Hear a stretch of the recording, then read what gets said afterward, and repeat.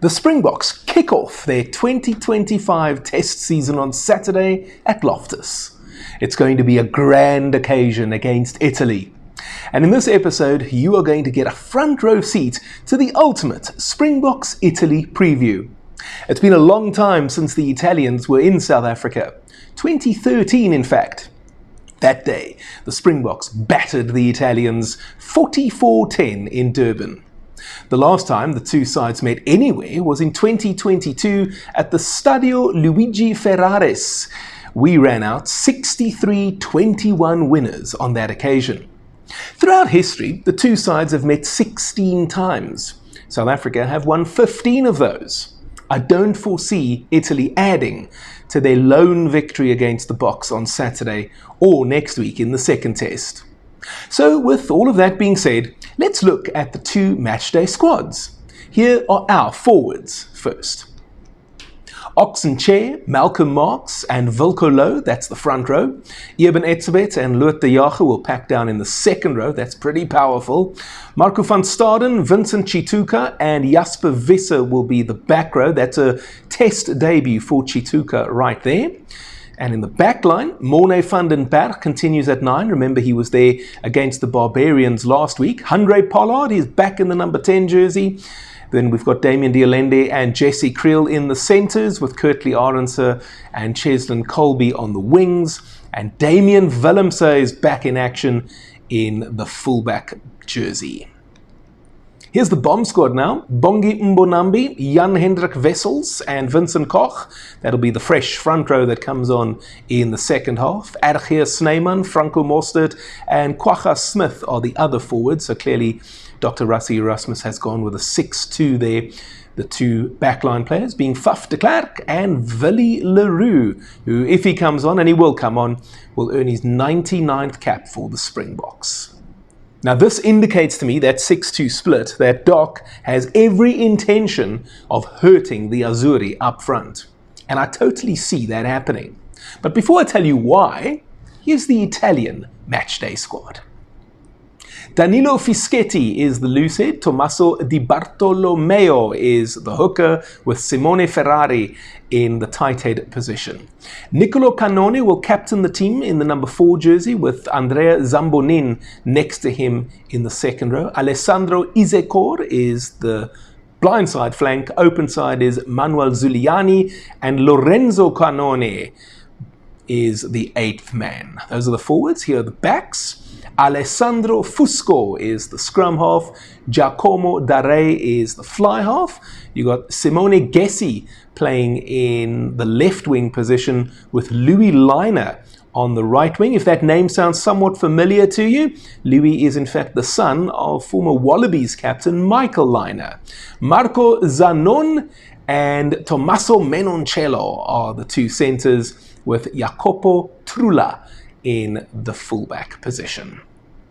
These are the replacements. Pablo Dimchev, Mirko Spagnolo and Mohamed Hassa will be the front row that comes on at some stage. Matteo Canali, Ross Vincent and David Odiase will be the other forwards in the matchday squad. So they're also going 6-2, with Alessandro Garbisi and Giulio Bertaccini coming on as far as backline replacements are concerned. Just a quick one. If you recognize Garbisi's name there, that's Alessandro Garbisi, not Paolo. Paolo is their regular fly half. You may have seen him during the Six Nations. You would have seen him at the last Rugby World Cup as well. Paolo is not in the touring party. This is Alessandro Garbisi, not Paolo. Now, you've no doubt heard about France sending a severely understrength team to New Zealand. And I mention understrength because, as I mentioned there, Paolo is not part of the Italian touring party, and he's not the only one that would be deemed high profile that the Italians have not brought to South Africa. But before I touch on that, I just want to talk about France and New Zealand here for a second. Because for that reason, the French sending, quite frankly, a C team to the land of the long white cloud, I think the All Blacks are going to put 50 points on the board in every test against them. What no one seems to be talking about is that Italy are not exactly at full strength themselves. In some cases, it is because of injury, i.e. Ange Capuozzo, but overall, we're looking at a bit of a hybrid side here.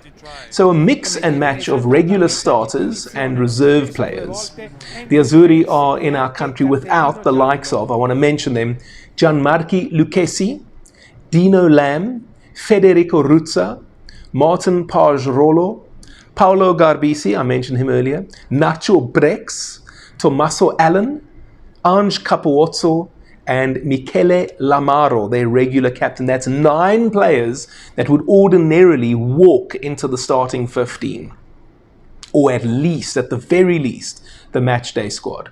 So we are playing against almost a B team here. Let's say it's half an A team and half a B team.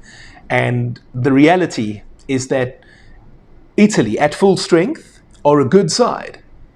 But even at full strength, they're not a very good side. Do you see the distinction? I think they're good, but they're not very good. And without many of their stars, it's going to be a long 80 minutes in Pretoria. And possibly an even longer 80 minutes next week in Gqeberha, or Port Elizabeth, as it is still called on the N2. He threads it through, Capuozzo is after it, and Capuozzo has scored the try. Well, that's the reaction from Garbisi. He's not entirely convinced. Nevertheless, let's compare the various units. We've got Oxenchair, Malcolm Marx and Wilco Louw. That's a formidable front row. Now, Italy had a good scrum in the Six Nations. I was watching them very closely because I knew that if I did that, I would be able to make better videos for you guys now. And I can tell you that Danilo Fischetti, Tommaso Di Bartolomeo and Simone Ferrari are no slouches. Fischetti, for example, is a very skillful loosehead prop, a good scrummager and good ball carrier. But his best skill for me is his jackling ability. So look out for that. That said, our front row easily has the edge over theirs. By the way, not to be boastful, but I've mentioned to you that I was watching Italy closely during the Six Nations so that I could provide you with a quality preview and quality analysis now. Well, wouldn't you just know it, I've mentioned Simone Ferrari there, their tight head prop, and a well-known and popular South African rugby news website. You may have heard of them, and you may even pop in daily to catch up on some rugby news and information. Well, they earlier in this week referred to Ferrari as a hooker. Now listen guys, I don't know everything, but I'm pretty sure that even in Italy, the hooker wears the number 2 jersey and the tight head wears the number 3 jersey. I'm just saying. Eben Etzebeth and Loet de Jager are paired together for the first time in 2 years. How exciting is that? Are they still the best lock combination in world rugby?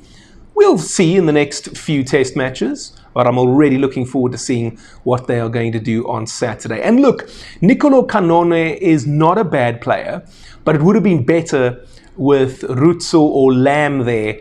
And of course, both of those players are not in South Africa for this series. And so with no disrespect to Andrea Zambonin, the Boks will win this matchup. And then our loose trio of Marco van Staden, Vincent Chituka and Jasper Visser. It's not the most experienced trio we've ever fielded. And this is where it gets interesting because Alessandro Izekor and Manuel Zuliani didn't feature much during the Six Nations. Their regular captain, Michele Lamaro, would usually be seen here. And so while 8th man Lorenzo Cannone is a solid performer, our loose trio wins this contest every day of the week. Let's compare the backs now. Morne van den Berg is still new to international rugby, but given the pack he's playing behind, he will win his battle against Alessandro Fusco. And then there's simply no comparison between Handré Pollard and Giacomo Daré. Paolo Garbisi would have been a little bit better, but let's see how Daré goes. Now the midfield is interesting for me because we've got Damien Dialende and Jesse Creel, and they have got Marco Zanon and Tommaso Menoncello. It's such a shame that Nacho Brex isn't playing, because believe me when I tell you that he and Menoncello could legitimately be the best centre pairing in the world. Oh, he slingshotted there out of the line. A warning for France as the Italians take the ball quickly. They will not hang about. Oh, lovely no-look pass, and Menoncello's gone. Oh, that's a beauty. That's a worldie. That's magnificent. If you haven't seen Italy play before, then I know right now you're thinking, how on earth are you making that statement, Pete? I promise you, Brex and Menoncello, they are two unbelievable players. And in partnership, they are lethal. To split a defence. Well, you might see one every couple of games. We've seen two. But sadly, Brex isn't playing.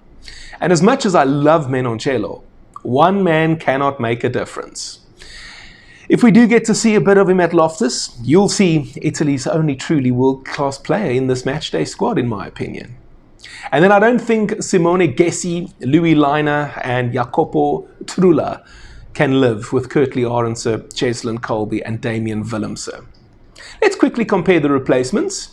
Starting with our bomb squad here, Bongi Mbonambi, Jan-Hendrik Wessels and Vincent Koch are going to eat Pablo Dimchev, Mirko Spaniolo and Mohamed Hassa for breakfast.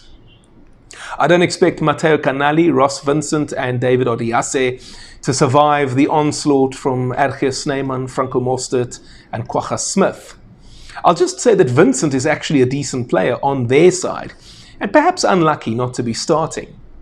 And then finally, I cannot see Alessandro Garbisi and Giulio Bertaccini influencing matters more than Faf de Klerk and Willy Leroux.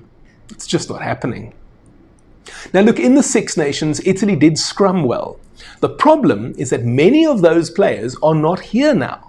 They actually don't defend that badly. I know that they took a beating from France. That was a bit of an anomaly, and England kind of handed them a hiding too. But by that point, the Italian side had suffered a few injuries as well. If you look at their two opening matches in the Six Nations, that was away against Scotland and at home against Wales.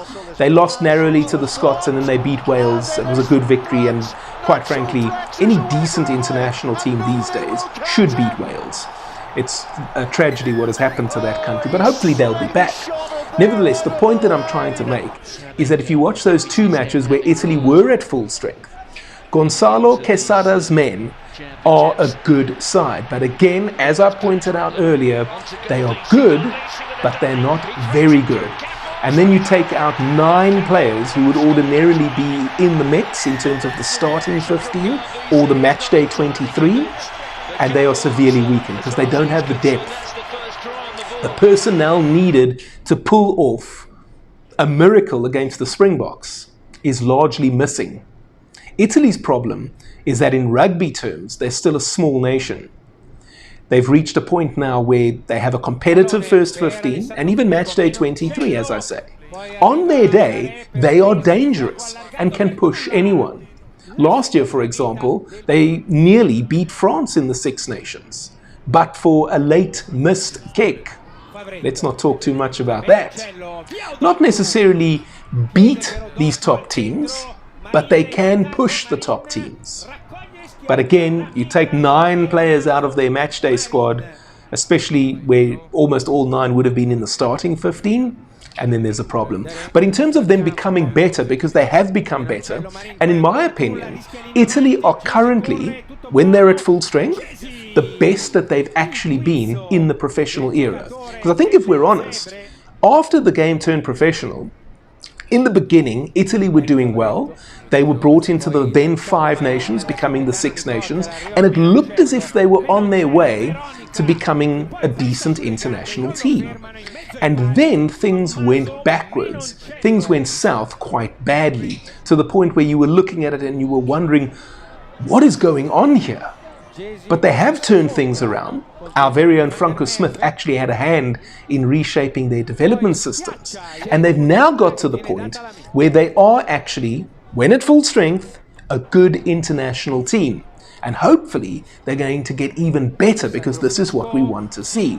Look at what the Rugby Championship has done for Argentina. Los Pumas have legitimately become a top 5, top 6 international rugby team. And I tell you what, if they can sort out consistency, they suddenly would become a contender at the Rugby World Cup. That's how good Argentina have become. Italy obviously are not at that level yet, but the building blocks are in place.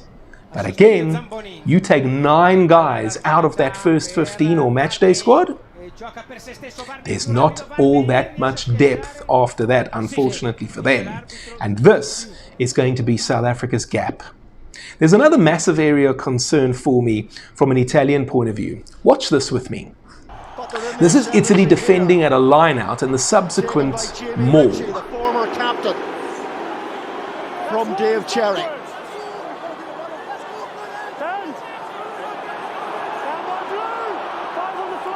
Trying to get some momentum, Cherry breaks free, and it's a try from Ben White. Who hasn't played too much rugby in the last 9 months. He finds Teddy Williams. This is heading for the try line. Aaron Wainwright has got it down, and Wales have their try. All too easy. As it turns out, this is something of a weapon for the Springboks. Win a line out near their try line, secure the ball, and maul our way over. The Denmarks with ball in hand. Player on the floor there. Gets away. We're damn good at it. And the Azzurri, quite frankly, suck at defending it. Marks tucked in at the back, waiting for that forward momentum, which they get now as they splinter away. Now you know why Rassie has gone 6-2. How many line-out maul tries are we going to see on Saturday? I'm going to be disappointed if we don't get at least 2. And so with that being said, here's my prediction. Just like last week against the Barbarians, I think it's going to be South Africa 54, Italy 7. A full-strength Italian side might have pushed us to something resembling a competitive scoreline, but not this bunch, I'm afraid. But what do you think? Do you think we're going to whip the Italians by even more? Or do you think I'm grossly underestimating these guys and we better watch ourselves, or else there could be a repeat of that dismal result in Florence in 2016? Let me know in the comment section down below. And while you're down there, why not help me out with a super thanks? That's the heart button with the $sign inside of it. You'll be able to make a highlighted comment. I will hit the love button on your comment, and I promise to reply too. You'll also have the opportunity to make a small donation to my channel. It's whatever you want it to be. It can be 10 Rand or 10,000 Rand. The reason I'm asking for your help is because I would love to do this full time. I would also love to go to Australia in 2027 and cover the Rugby World Cup for you from down under with daily coverage. But I'll need your help to make it happen. Whatever you are willing to contribute, I will be very, very grateful. And if you used to work at Eskom and you got a lack of payout, then I'm counting on you to do the right thing.